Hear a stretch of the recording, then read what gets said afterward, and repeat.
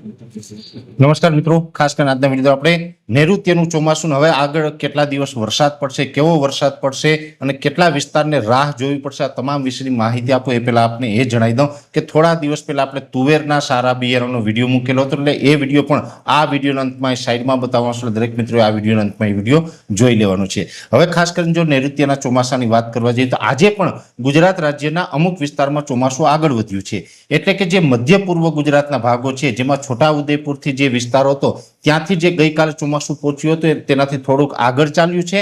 ખાસ કરીને બપોરે 3 વાગ્યા સુધી જે અપડેટ થયું છે તેમાં પશ્ચિમ સાઈડ એટલે કે જે પોરબંદરથી દ્વારકા તરફ આગળ ચાલવું જોઈએ તે આગળ નથી ચાલ્યું.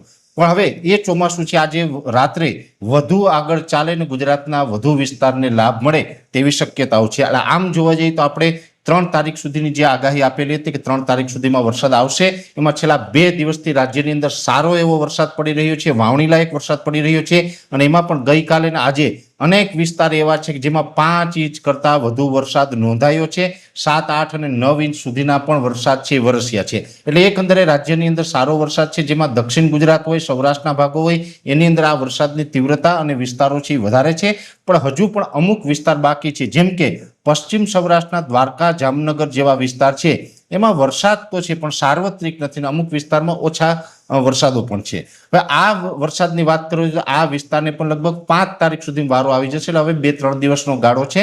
જોકે આવતીકાલે 3 તારીખે પણ લગભગ દ્વારકા, જામનગરના ઘણા બધા વિસ્તારને વરસાદનો સારો એવો લાભ મળવાનો છે. એટલે એમને પણ હવે વરસાદ થવાનો છે. મોરબી, સુરેન્દ્રનગર જેવા વિસ્તારો છે એને પણ લગભગ 3 તારીખ અથવા તો 4 તારીખ સુધીમાં વરસાદ પહોંચી જાય તેવી સંભાવનાઓ છે. એટલે આવતીકાલે 3 તારીખ અથવા તો પરમ દિવસે 4 તારીખ એમ 2 દિવસની અંદર મોરબી, સુરેન્દ્રનગરની અંદર પણ વાવણી લાયક વરસાદની શક્યતાઓ છે. એ સાથે કચ્છ જિલ્લાની અંદર જોવા જઈએ તો 5 તારીખ સુધી દરિયાકાંઠાના અમુક વિસ્તાર હશે, કંડલા, ગાંધીધામ, માંડવી, મુન્દ્રા જેવા વિસ્તાર હોય એમાં કદાચ વરસાદની ગતિવિધિ જોવા મળશે. રાપર તાલુકામાં પણ અમુક જગ્યાએ વરસાદની ગતિવિધિ જોવા મળી શકે. કચ્છ જિલ્લાની અંદર 5 તારીખ સુધી વરસાદ છૂટાછવાયાનો સીમિત વિસ્તારમાં હશે, પણ 5 થી લઈ અને 8 જુલાઈ વચ્ચે કચ્છ જિલ્લાને પણ સારા વરસાદની શક્યતાઓ દેખાઈ રહી છે.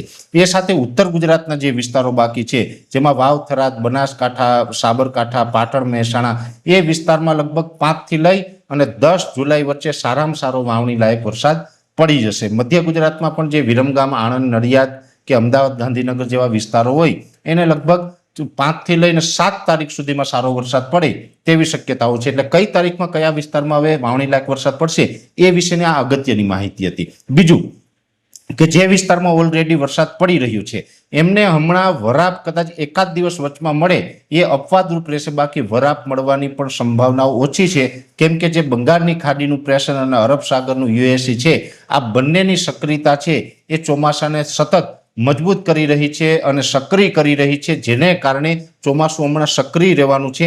વરાપ મળવાની શક્યતા ખૂબ ઓછી. એટલે જે મિત્રોને વાવેતર બાકી છે અને કદાચ વાવેતર કરવામાં વિલંબ થઈ શકે એનું કારણ છે કે વરસાદ છે એ કદાચ વાવેતર કરવા નહીં દે, હમણાં ગેપ નહીં આવે તો કદાચ આપણે વરસાદને કારણે વાવેતર ન કરી શકીએ, આવું પણ બની શકે છે. એટલે આમ તો જોવા જઈએ તો આ વરસાદ છે એ 10-11 તારીખ સુધી કન્ટિન્યુ અલગ અલગ વિસ્તારમાં ચાલુ જ રહેવાનું છે.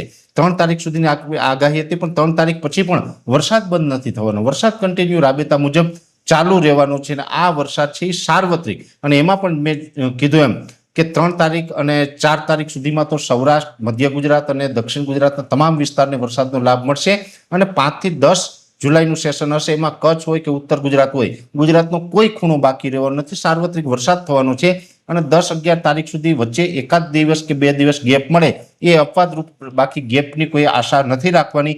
ઘણા સમયથી ઘણા બધા મિત્રો છે ક્યાંય ને ક્યાંય ચિંતામાં હતા કે હવે વરસાદનું શું થશે, અલનીનોની વાત છે. ત્યારે પણ હંમેશા હું એક વાત કહેતો આવ્યો છું કે કોઈ ખેડૂત ભાઈઓ ચિંતા નહીં કરતા, ચોમાસું નબળું નથી થવાનું, મધ્યમ માપે રહેવાનું છે. એ જ મુજબની વરસાદની અત્યારે સારી એવી શરૂઆત થઈ છે અને હવે ટૂંક સમયમાં બધાને વરસાદ થાય તેવી પૂરેપૂરી સંભાવનાઓ છે.